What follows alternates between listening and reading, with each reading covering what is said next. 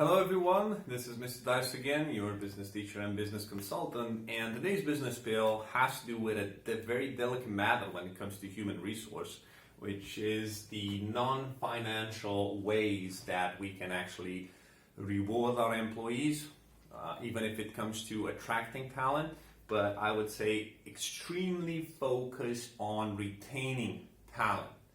Now, we know back from Taylor's days that money is not enough, and money is really important. No one is saying that they're not important, and is there to satisfy the basic needs, but money isn't everything, okay? So the sooner we understand this, the better decisions we can do regarding retaining talent within our company. So if you want to experience with your business, you want to experience growth on multiple dimensions.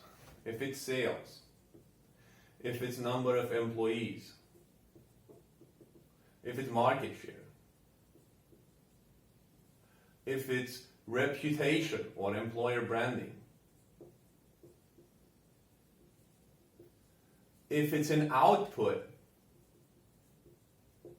okay?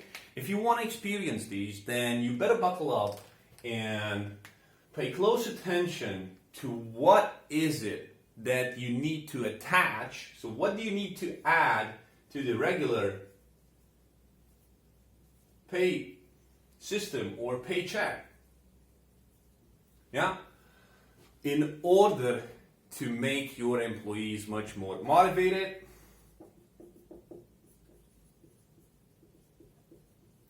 loyal, and efficient. Okay, so let's see the first non-financial way in which you can do this. I would say number one would be job rotation.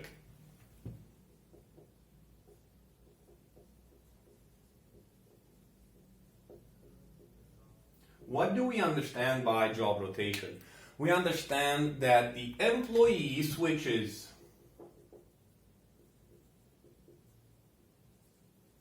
from one job to another. Okay? So this is for a limited period of time.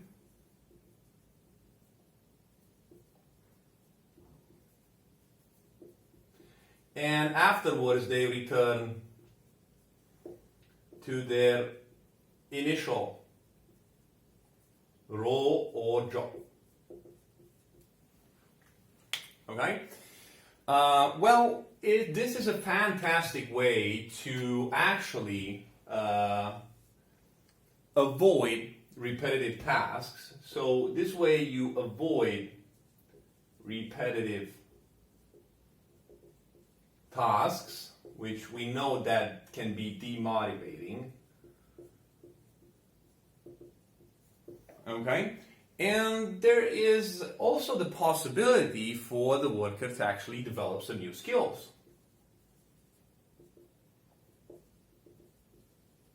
This works very well when we have staff which are similarly prepared or skilled or experienced, and you can play one role in rotation for each of them. And I'm going to give you an example of how you can boost. Let's say we have 3 senior developers. So we have 3 senior developers, each of them, very mature, doing their work very well, very capable. But they're just doing hands-on over there, and they got a bit dull, and every project needs a lead developer, right? So I would actually take this role as a lead developer and rotate it between them.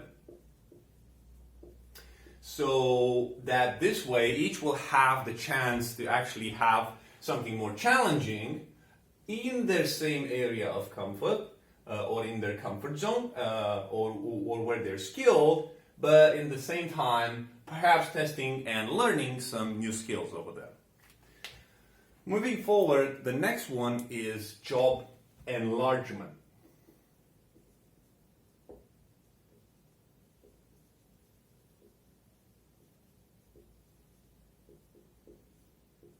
Okay, what is job enlargement? I would say, personally, I look at this as a backup plan. So I consider it as a backup plan for when you have, redundancies or leave, your staff leave, because it is tightly linked with a shortage of staff. So a shortage of staff. Okay, someone leaves, you had to fire someone because you're cutting back on costs. So you had to take some tough decisions over there, and now the volume of work is actually piling and needs to be passed on to someone. So it actually involves an increase in workload, for an employee. And the tricky part about job enlargement is that I consider it to be motivating. So it is motivating, but only on short term, okay? And only if it comes with a pay raise. Because this way the employee will feel that he or she is helping the business, contributing more to the business, and in the same time, it's increasing their, earning. So it's a win-win situation, but I would really consider this to be motivating just on the short term. It can lead to eventually burnouts. It can lead to that staff actually leaving. You can ruin a relationship if you push it too hard on job enlargement. Now, number 3, job enrichment.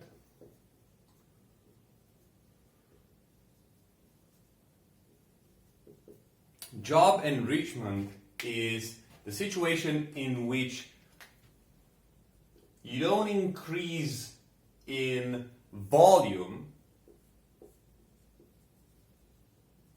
but you increase in depth of responsibilities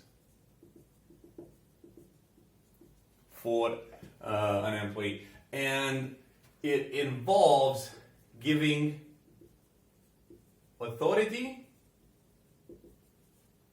and they will be able to get involved and take decisions.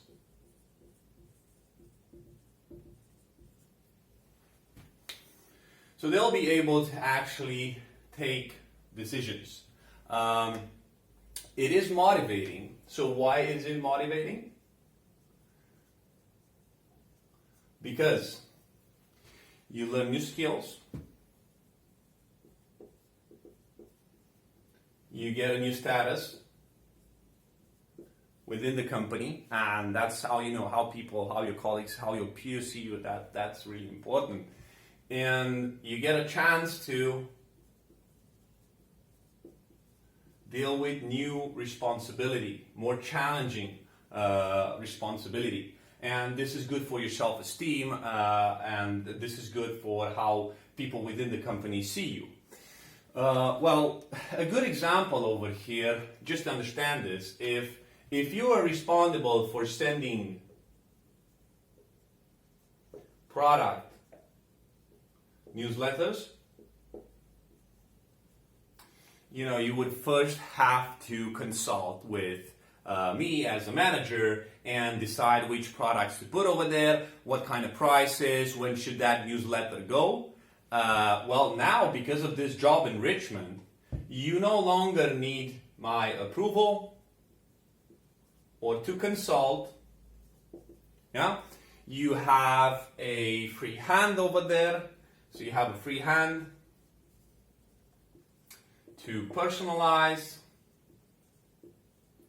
and act how you believe it will bring results. This can be extremely empowering because people want to prove that they can do it and they can bring results, so that their level of satisfaction will increase. Now, the next one, this is quite a tricky one, and I see many companies, I would say even industries, falling behind of doing this step, which is extremely crucial. Is called job redesign. Now, if you want to talk in IT terms, I would say this would be an update. This would be an update to the current job. This means restructuring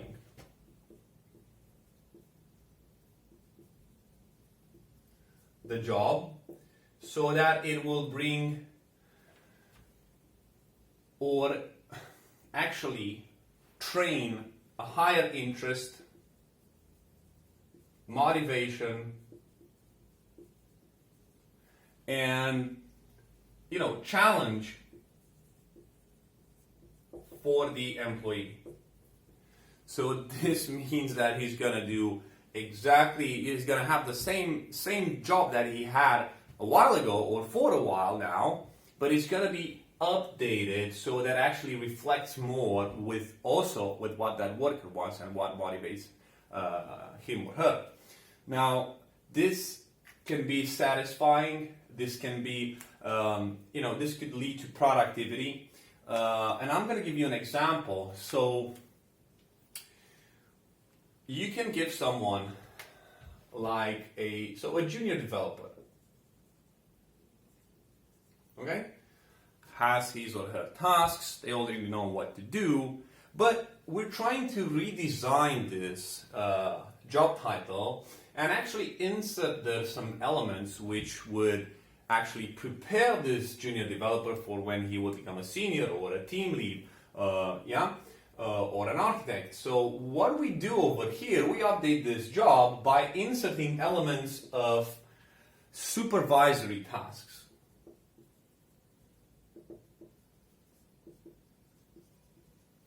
So I actually invited the junior developer now to have as a responsibility to supervise and coordinate the internship program.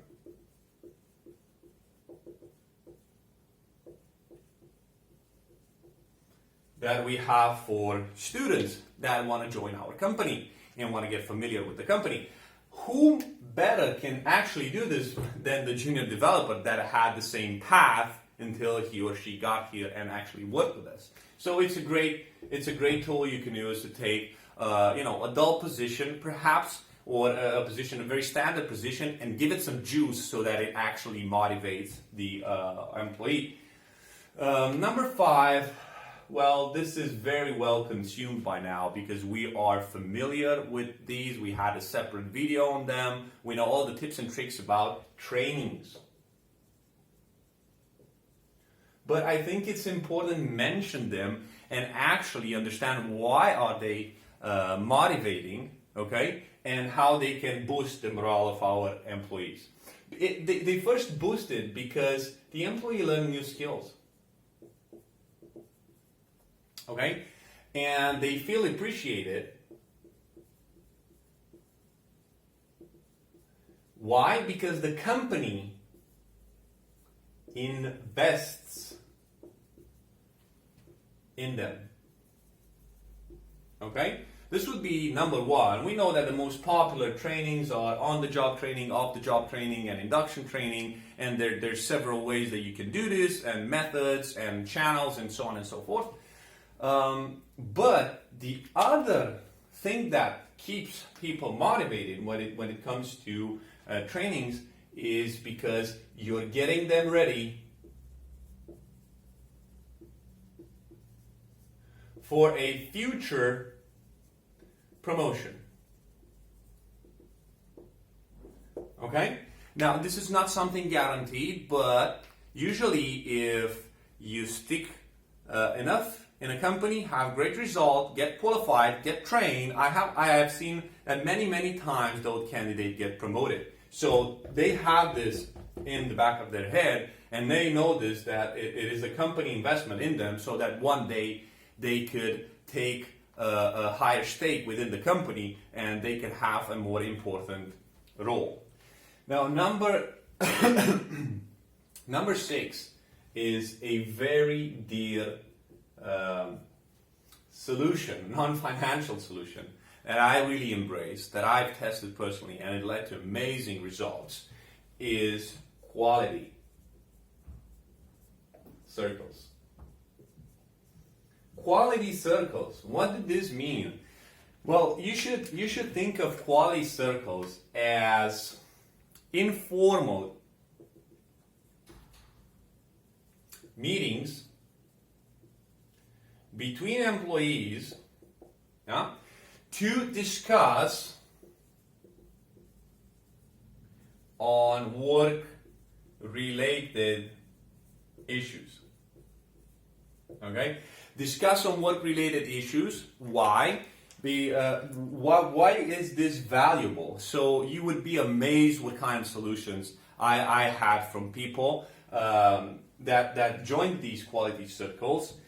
In fact, what I did was make a breakfast club. So once a month, we would have a quality circle, which was a pancakes club in the morning, in which all employees were invited on the company's behalf to just eat pancakes, have coffee, and I would give them theme or challenge of the day and discuss with them, how would you perform in this situation? How would you solve this challenge? And I got some amazing feedback, which I took back then and thought about it and said, oh, okay, we can apply this discount policy. We can do this, we can do that. So I was absolutely amazed of what this pancake club actually generated. So why is it valuable? First of all, because members can bring solutions to problems. So you can find solution with staff that is hands-on, experienced, and constantly hitting their head with day-to-day challenges. Okay? If you want to make this even more dynamic or turn it into a competition, one great way that I saw it actually works is to actually throw in over there prizes and awards for who will solve problem X. Try it. Okay, try this, test this, and if you don't get results, then I don't know. It's going to be shocking for me. But this is one great non-financial way with a small budget on the behalf of your company to actually get to some amazing solutions to some of your day-to-day challenges as a business. And last but not least, over here would be the power of delegation. Now, as a manager, this is like you have to be good at it if you want to be a good manager. You have to make an art out of delegating, and delegation comes with empowering staff. Okay, so it means transfer of authority from the manager to the worker. Okay? And it enables the worker to act or decide as they believe best. As they believe it's best in a certain situation. So you empower them. Okay? Now, why do I love delegating? But I have to underline, it's only efficient if you found the right candidate to do so that is capable of performing the tasks that you are delegating. Otherwise, there's the danger of duplicating your work once when you delegate it and the next time when you verify it and you have to do it again as a manager. But taking into consideration that I found the right person to whom to actually delegate and can perform, now what I love about it is that I as a manager can focus on the big fish. Yeah, big fish, more important tasks. Now, my colleague that I've actually delegated this gets the chance to shine and prove and demonstrate. Okay? So these being said, these are the most popular non-financial rewards that you can attach to the regular paycheck over there to make sure that employees are motivated, loyal, and efficient. No one said that they're not going to cost you money. They're going to cost you money as a business, but they are not directly financial seen by the employees. Some of them might not cost you anything at all, but out of which I've told you, some of them could cost you some money, but the budgets you put in for them are insignificant in comparison with the added value that they can bring. Now, don't forget, as a personal challenge for you and your business, try this idea of quality circles and drop me a line to tell me if it worked or not. Thank you for watching this video.